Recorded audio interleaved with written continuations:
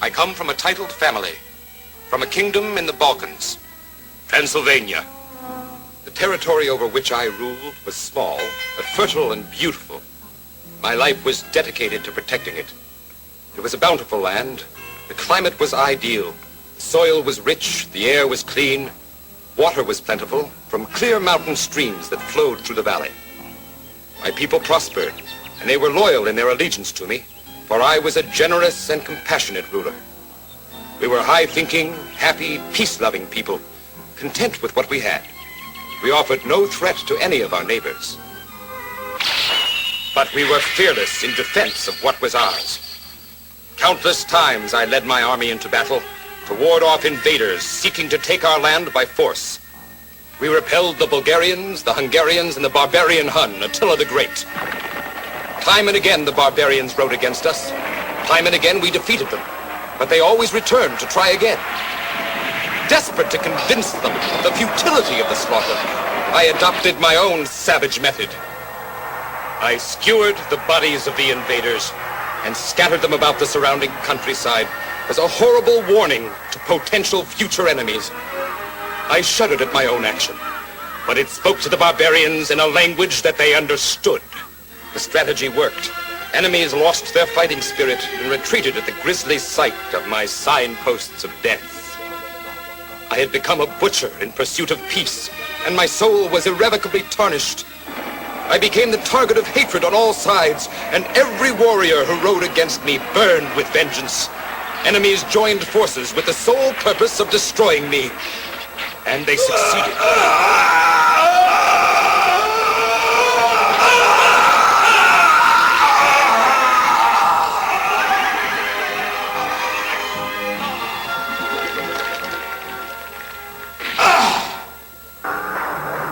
And so perished the mortal Count Dracula in an ocean of my own blood. Oh, if only that could be the end of my story.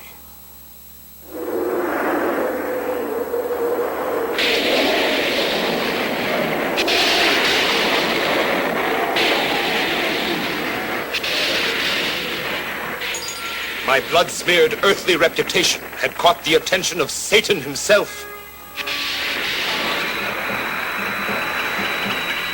I was raised from my grave by his evil power. Neither living nor dead, I was his slave. And thus were my mortal sins on earth rewarded, condemned to exist eternally as the prince of vampires.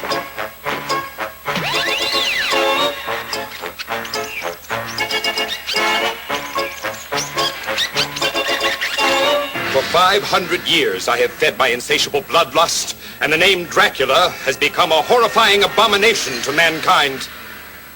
Formerly a symbol of hope, the cross became for me a source of terror, and I shrank from the reminder of the eternal damnation which it represented to me and to all vampires.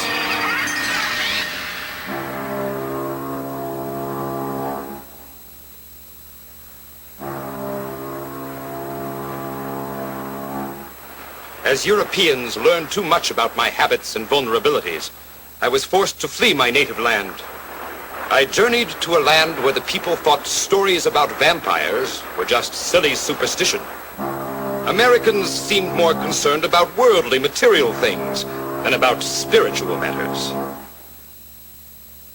I discovered the Black Mass cult soon after my arrival in Boston, and I overheard their plan to present a bride to Satan.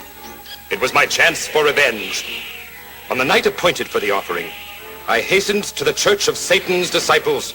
My plan was simple and cruel. I would steal Satan's bride and destroy her.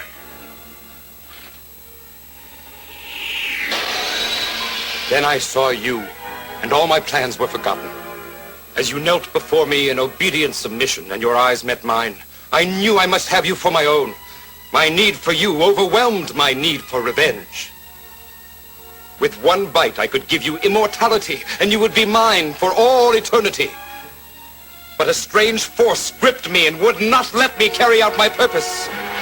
What is this coward? Only now do I realize what that force was. I, the Prince of Vampires, the Lord Sovereign of the Damned, had fallen in love with a mortal woman.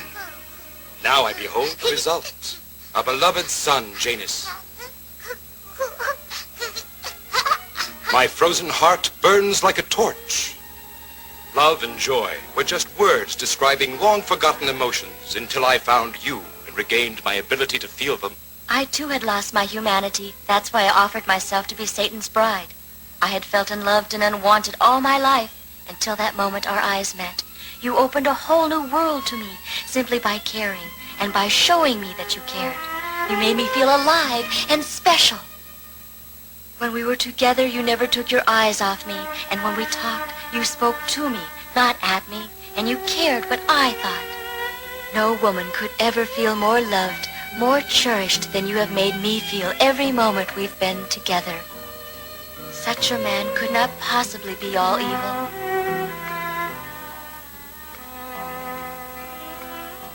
I know how you suffer, my darling.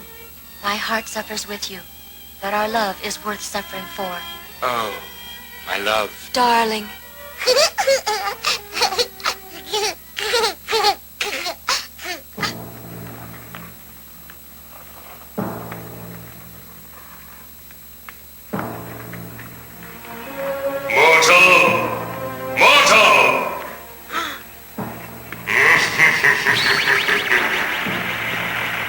Our long-awaited and long-cherished time for revenge against Count Dracula has now arrived. Wonderful. Command me, Master, and you will find me eager and obedient.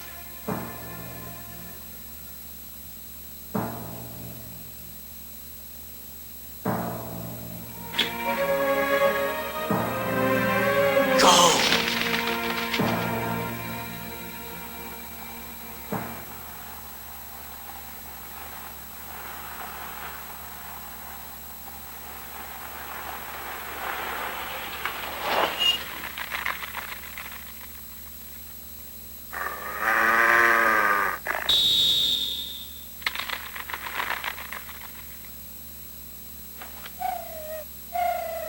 It's a message from the disciples of Satan, darling. I wonder what it could be. Ah, we hail the birth of your Satan-sent child, and we shall gather tonight for the purpose of baptizing your beloved Janus into the fellowship of the Black Mass. This ceremony will place your son under the protection of Satan and will render him safe from all harm. I'm frightened, darling. That priest is a vengeful person who can't be trusted. Don't worry. I can handle that old phony. But the protection that they offer could prove to be very valuable to Janus. Boy, I've never seen Elijah get so excited. I think he's definitely picking up the scent.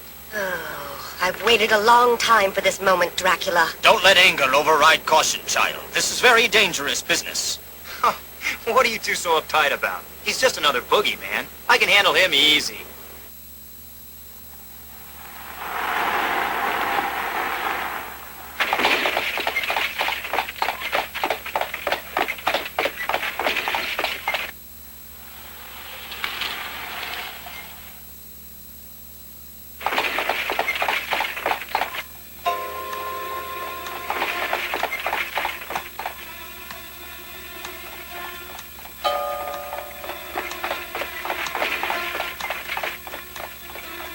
It's him, all right. Just one arrow right in his heart, and my grandfather will be avenged. Not yet. Why? We can't afford any slip-ups at this point. I want to know who that woman is. And I'm very curious about that baby. Could it be Dracula's child? We'll see. Follow them, Frank.